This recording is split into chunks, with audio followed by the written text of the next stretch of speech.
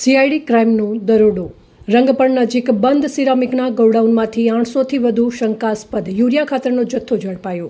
Godown seal.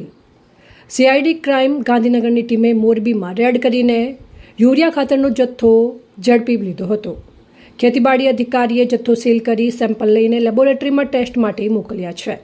Morbi જિલ્લાની વાત કરીએ તો સ્થાનિક તંત્ર ફરજમાં બેદરકારી દાખવી રહ્યા છે તેનું રાજ તે જ જાણી શકે તેમ છે, પરંતુ બહારની એજન્સી અને ટીમો અવારનવાર રેડ કરી કામગીરી કરતી હોય છે. સ્થાનિક પોલીસ હોય કે પછી અન્ય વિભાગો અગાઉ પણ ઉઘડતા ઝડપાયા છે. પોલીસ તંત્રમાં સ્ટેટ મોનિટરિંગ સેલની ટીમ અને રેન્જ ટીમો રેડ કરીને કામગીરી કરતી હોય છે, જેમાં ગત રાત્રિના સીઆઈડી ક્રાઇમ ગાંધીનગર ટીમે મોરબીના રંગપણ નજીક ગોડાઉનમાંથી 800થી વધુ બેગ શંકાસ્પદ યુરિયા ખાતરનો જથ્થો ઝડપી લીધો છે. સીઆઈડી ક્રાઇમ ગાંધીનગરની ટીમે ગત રાત્રિના જેતપર રોડ ઉપર આવેલ રંગપર ગામ નજીક આવેલા બંધ પડેલા જીબોન સિરામિકમાંથી શંકાસ્પદ યુરિયા ખાતરનો જથ્થો મળી આવ્યો હતો. 800થી વધુ બેગ અલગ અલગ કંપનીના યુરિયા ખાતરની બેગનો જથ્થો અહીં રાખવામાં આવ્યો હતો.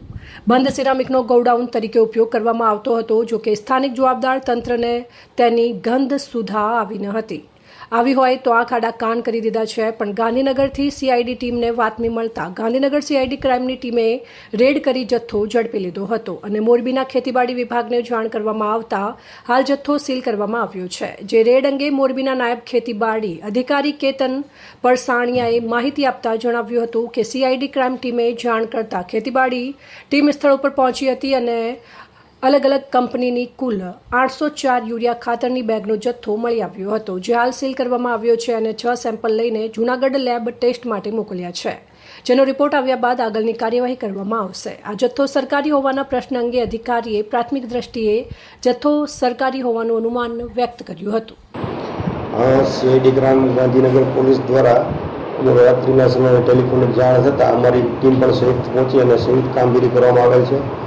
તેમાં આપણે જણાવે કોઈ જનરલી છે ને જીબોન સિરામિક ફેક્ટરીના બંધ ફેક્ટરી પડેલ છે, જેના પાછળના ભાગમાં રંગપર ગામ ઇન્ડસ્ટ્રી વિસ્તાર છે, જ્યાં રેઝિન બનાવવામાં આવતું હતું અને હાલ ટૂંકમાં બંધ હતું રેઝિન બનાવવાનું એવું જણાવેલ છે. ત્યાં જનરલી કોની આપણે 431 બેગ, આઈપીએલની 75 બેગ, જીએસએફસીની 44 બેગ, કોની 48 બેગ, ચંબલ ફર્ટિલાઇઝરની 19 બેગ અને જીએનએફસીની 47, એમ કુલ કરીને 804 બેગ જથ્થો જોવા મળ્યો હતો અને જે અટકાવવામાં આવેલો છે જથ્થો. અને ટૂંકમાં એના 6 સેમ્પલ લેવામાં આવેલા છે અને આ બધા સેમ્પલો આપણે જૂનાગઢ રાસાયણિક ખાતર ચકાસણી પ્રયોગ ખાતે મોકલવામાં આવે છે. ખાસ કરીને આ જથ્થો છે તે ક્યાંથી મંગાવવામાં આવ્યો હતો અને કોને સપ્લાય કરવામાં આવતો હતો, શાના માટે ઉપયોગ કરવામાં આવ્યો હતો?